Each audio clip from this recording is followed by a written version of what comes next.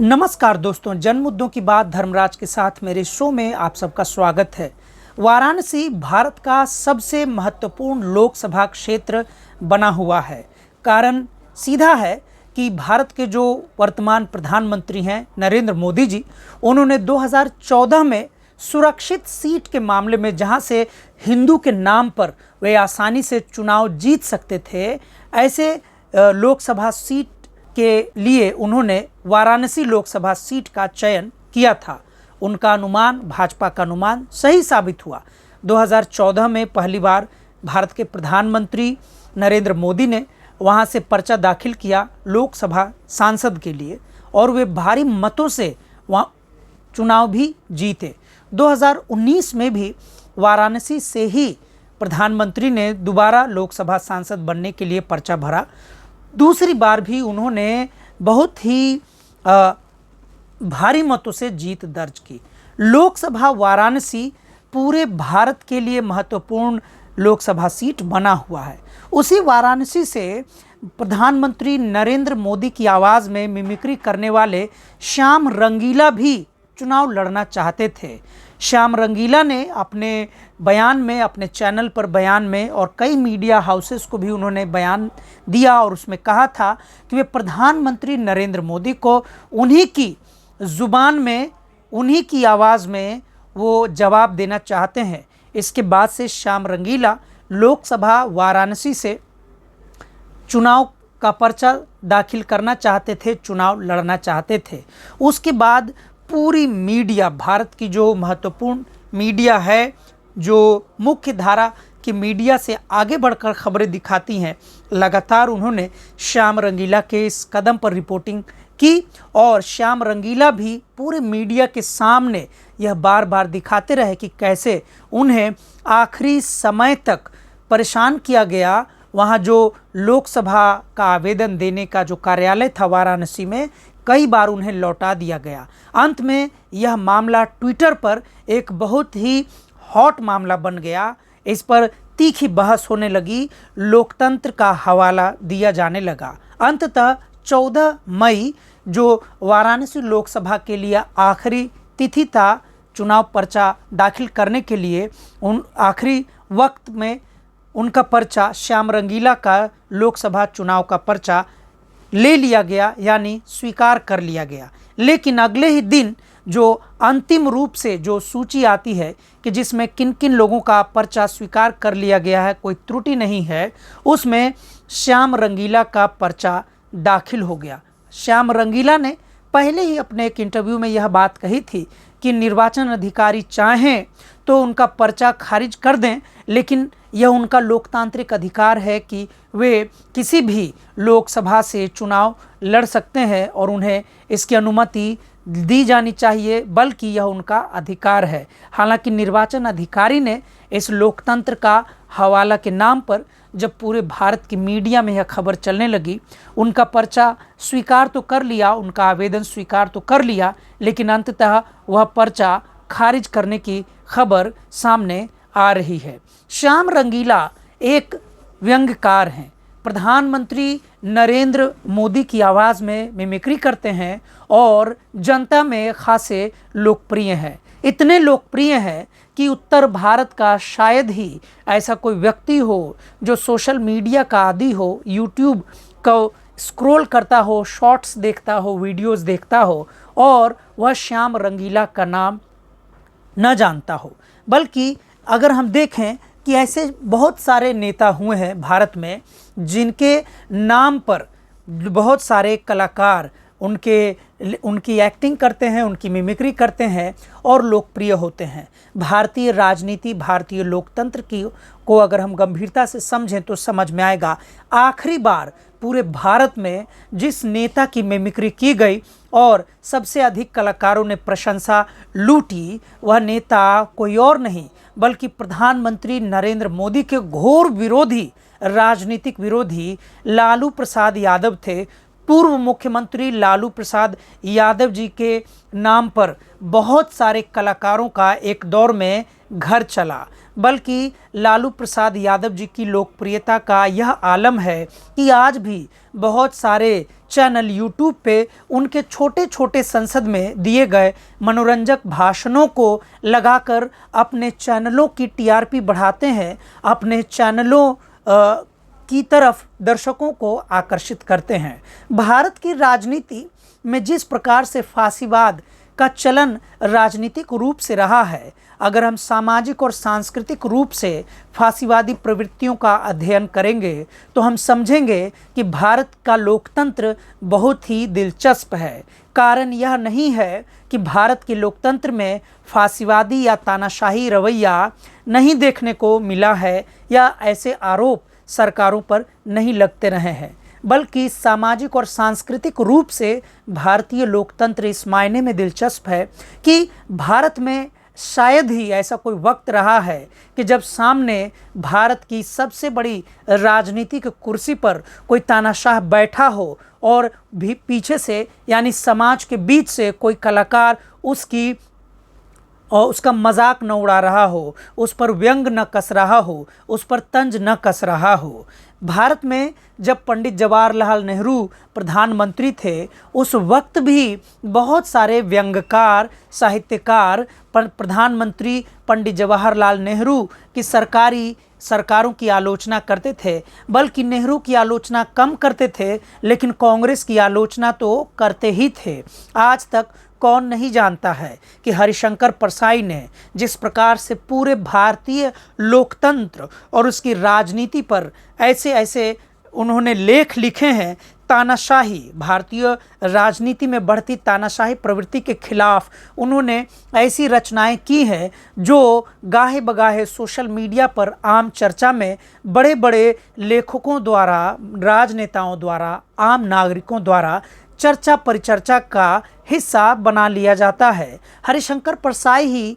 वे व्यंग्यकार थे जिन्होंने साफ साफ लिखा था कि तानाशाही इस बात से भी डर जाता है कि अगर 4 गधे एक साथ घास खा रहे हो तो तानाशाहों को लगता है कि 4 गधे उनके खिलाफ कोई षड्यंत्र कर रहे हों। भारत की राजनीति में अगर हम साहित्यकार व्यंग्यकार का हिस्सा देखें तो वह हिस्सा बहुत बड़ा है। श्याम रंगीला उन तमाम हिस्सों से इस मायने में अलग है कि जितने भी बड़े बड़े व्यंग्यकार हुए वे किसी भी लोकसभा चुनाव लड़ने के लिए नहीं जाते थे या इन्होंने कभी इच्छा व्यक्त नहीं की, बल्कि यह ज़रूर हुआ कि साहित्यकारों को, व्यंग्यकारों को सत्ता ने अपने अपने हिसाब से, अपनी ज़रूरतों के हिसाब से कभी उन्हें चुप कराने के लिए तो कभी उनसे प्रशंसा पाने के लिए, कभी उन्हें कोई पुरस्कार देते रहे, कभी आयोग का सदस्य बनाते रहे, कभी राज्यसभा भेजते रहे, कभी लोकसभा का टिकट देते रहे।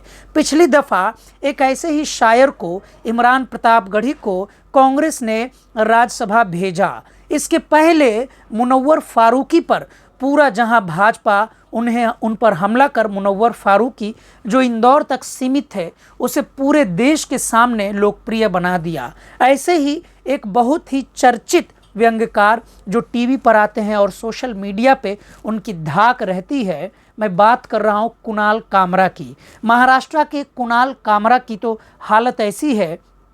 कि उनके व्यंग से परेशान होकर भाजपा के नेताओं ने उनके लिए प्लेन पर चढ़ने की अनुमति तक रद्द करा दी थी। कुणाल कामरा अपने जीवन में जहां भी व्यंग करने जाते हैं, घूम फिर कर उस व्यंग को भाजपा के समर्थक अपनी तरफ कैच कर लेते हैं, अपनी तरफ समझ लेते हैं। कुणाल कामरा जहां सामान्य जीवन की आम प्रसंगों पर व्यंग्य किया करते थे, वहीं बाद में उनके व्यंग्य को लेकर भारत सरकार के नुमाइंदों ने, उनके समर्थकों ने कुणाल कामरा पर इतना हमला किया कि कुणाल कामरा की मजबूरी हो गई कि वे सीधा सीधा सरकार की नीतियों पर, सरकार की आलोचना करने लगे और इसका हिस्सा उन्होंने व्यंग्य के माध्यम से प्रकट किया। व्यंग्य में वो जितनी भी बातें कही जाती हैं वो और तीखी हो जाती हैं, शाश्वत हो जाती हैं। भाषण के लहजे में कही गई कोई बात भले ही जनता आसानी से भुला दे, लेकिन व्यंग के लहजे में कही गई बात जनता को सब दिन याद रहता है। ऐसे ही श्याम रंगीला के पहले नेहा सिंह राठौर, जिन्होंने विधानसभा चुनाव यानी कि उत्तर प्रदेश विधानसभा चुनाव के दरमियान के पहले थोड़े दिन पहले एक गाना गाया था जो डॉक्टर सागर, मुंबई वाले डॉक्टर सागर के बम्बई में काबा की तर्ज पर उन्होंने गाया था। जब नेहा सिंह राठौर ने यह सवाल को अपने गाना के माध्यम से रखा, भोजपुरी गाने के माध्यम से रखा कि यूपी में काबा, इसका सीधा सीधा बुरा भाजपा समर्थकों को लगा और नेहा सिंह राठौर के खिलाफ कई जगह कानूनी कार्रवाई की धमकी दी गई, उनके खिलाफ एफआईआर के मामले भी सामने आए। हालांकि अभी तक उन पर कोई ठोस कार्रवाई हुई हो ऐसी कोई खबर नहीं है, बल्कि इतना ज़रूर है कि बहुत सारे सोशल मीडिया प्लेटफॉर्म्स के हवाले से यह बात चल रही थी कि नेहा सिंह राठौर के पति को शायद इसी कारण से दिल्ली में नौकरी से निकाला गया था। सच क्या है यह तो नेहा सिंह राठौर और उनके पति साफ साफ आकर बता सकते हैं, लेकिन ऐसा बिल्कुल है कि चंद दिनों पहले नॉर्थ ईस्ट यानी कि उत्तर पूर्वी दिल्ली से लोकसभा टिकट के लिए मनोज तिवारी के खिलाफ नेहा सिंह राठौर को उतारने की बात कांग्रेस के टिकट पर चल रही थी। हालांकि नेहा सिंह राठौर को अंतिम रूप से यह टिकट नहीं मिल पाया। नेहा सिंह राठौर भी एक सामाजिक सांस्कृतिक कलाकार हैं और वह पूरे भारत में बहुत ही मशहूर हो चुकी हैं। कारण सीधा है कि वे अपने भोजपुरी गाने में व्यंग्यात्मक रचना करती हैं, गाने गाती हैं और उस व्यंग्य के माध्यम से भारत सरकार, उत्तर प्रदेश सरकार और भाजपा सरकार के खिलाफ सीधा सीधा सवाल करती हैं। इन चुभते सवालों का जवाब देने के बजाय भाजपा के समर्थक कई थानों में, कई जिलों में अलग अलग ऐसे कलाकारों पर केस करते रहे हैं। श्याम रंगीला पर भी पहले पुलिसिया कार्रवाई की जा चुकी थी, बाद में उस कार्रवाई की आलोचना हुई और वह बाद में छूट गए। श्याम रंगीला का यह लोकतांत्रिक हक था कि वे पूरे भारत में चाहे जहां से हो चुनाव लड़ सकते हैं और उम्मीदवार बन सकते हैं, जीत सकते हैं, संसद पहुंच सकते हैं। लेकिन जिस प्रकार से वाराणसी लोकसभा चुनाव के निर्वाचन अधिकारी पर श्याम रंगीला ने खुद आकर यह आरोप लगाया कि उन्हें बार बार दौड़ाया गया, उन्हें परेशान किया गया और अंतिम तारीख को सोशल मीडिया पर बहुत बवाल मचने के बाद उनके लोकसभा के आवेदन को स्वीकार किया गया और अगले दिन उसे खारिज भी कर दिया गया। यह भारत के कमज़ोर होते लोकतंत्र को दिखाता है। यह बात भले बहुत सारे लोगों के लिए छोटी लग सकती हो, यह बात हार जीत की दृष्टि से भले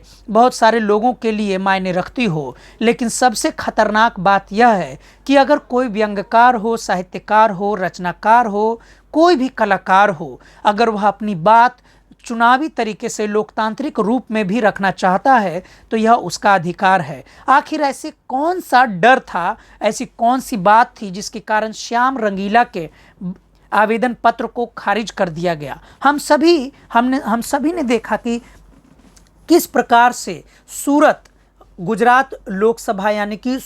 गुजरात के सूरत लोकसभा सीट पर एक कांग्रेस के प्रत्याशी के आवेदन को खारिज कर दिया गया क्योंकि उसमें भी कुछ तर्क दिए गए। हमने देखा है, कई खबरें आ रही हैं कि कई बार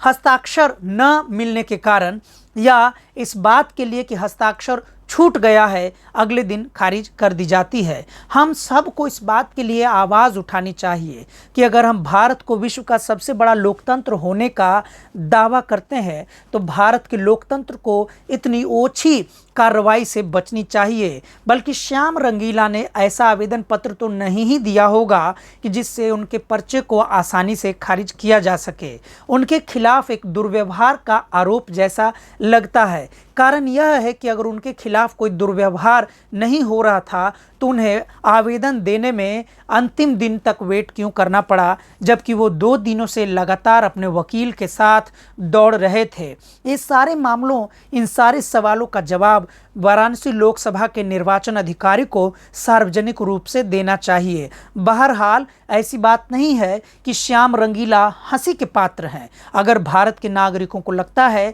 कि कलाकारों का काम सिर्फ मज़ा देना है तो हमें यह नहीं भूलना चाहिए कि ऐसे ही मज़ा देने वाले कलाकारों को भी भाजपा ने भी लोकसभा का टिकट दिया है। अगर बात कंगना रनौत की ही कर लें तो कंगना रनौत की छवि भी बिल्कुल एक ऐसे ही कलाकार के रूप में उस वक्त उठाया गया जब कंगना रनौत अपने बेबाकी से कुछ ऐसे बयानों के लिए लोकप्रिय हो गई थी, जब उन्होंने उद्धव ठाकरे के खिलाफ हल्ला बोला था, जब संजय राउत के खिलाफ हल्ला बोला था, जब संजय राउत ने सीधा सीधा कहा था कि कंगना रनौत ने उन्हें चुनौती दी थी उनके ऑफिस को तोड़ने की और उन्होंने तोड़कर दिखला दिया। अगर बात स्मृति ईरानी की कर लें तो स्मृति ईरानी पर तो जिस दिन से वह सांसद बनी है शुरू से उनके खिलाफ एक विपक्षियों का हमला होता रहा है, लेकिन इसके बावजूद हमें यह समझना चाहिए कि स्मृति ईरानी कैसी भी कलाकार हो, कोई उन्हें पसंद करे या न करे, कंगना रनौत के जो भी व्यक्तिगत निजी मत हो चाहे वो किसी भी पार्टी पर कैसी भी टिप्पणी करें, इन सारे कलाकारों को यह हक है कि वह लोकतांत्रिक तरीके से चुनाव लड़ें, जीतें और अपनी बात संसद में रखें। वे चाहे तो किसी भी पार्टी से जीत सकती हैं, लड़ सकती हैं, हार सकती हैं, लेकिन हमें यह कतई नहीं भूलना चाहिए कि जिस प्रकार से भाजपा समर्थित कलाकारों को लोकतांत्रिक प्रयास का, लोकतांत्रिक अधिकारों के प्रयोग का हक है, उतना ही हक कोई निर्दलीय लोकसभा का प्रत्याशी बनकर अगर चुनाव लड़ना चाहता है श्याम रंगीला की तरह, तो यह उनका भी अधिकार है। इतना तो स्पष्ट है कि श्याम रंगीला भले ही स्वस्थ लहजे में भारत की जनता का मनोरंजन करते हैं, लेकिन उनके साथ जिस प्रकार से लोकसभा के निर्वाचन अधिकारी, वाराणसी लोकसभा के निर्वाचन अधिकारी के खिलाफ श्याम रंगीला ने आरोप लगाया है, कहीं से वह मनोरंजन का विषय नहीं है, वह पीड़ित करने वाली खबर है, बल्कि इस पर गंभीरता से कार्रवाई होनी चाहिए। ऐसे मामले में इस बात की गंभीर जांच होनी चाहिए कि क्या श्याम रंगीला के आवेदन पत्र को सिर्फ इसलिए खारिज किया गया कि वे प्रधानमंत्री नरेंद्र मोदी के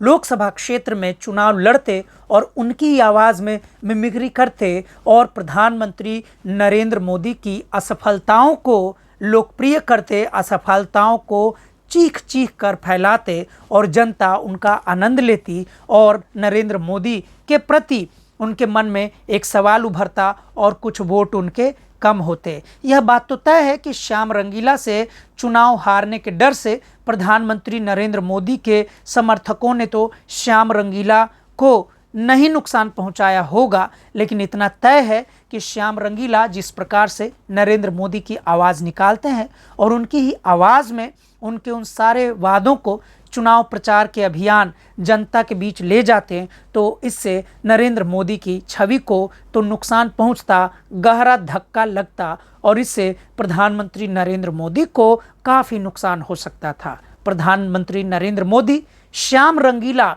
जैसे नागरिकों से घबरा जाते हैं या नहीं, इसका जवाब तो प्रधानमंत्री नरेंद्र मोदी ही दे सकते हैं, लेकिन वाराणसी लोकसभा निर्वाचन अधिकारी ने जो श्याम रंगीला को 2 दिन परेशान किया और अंततः उनके पर्चे को खारिज कर दिया, कारण क्या है इसका सीधी जांच होनी चाहिए और इस पर स्पष्टीकरण वहां के निर्वाचन अधिकारी को देना चाहिए। हम सबको ध्यान रखना चाहिए कि कोई भी व्यक्ति कोई भी पेशा करता हो, लेकिन भारत का लोकतंत्र सभी के लिए है, सभी चुनाव लड़ सकते हैं, सभी अपनी बात कह सकते हैं। हम अपने चैनल दैनिक अंबेडकर की तरफ से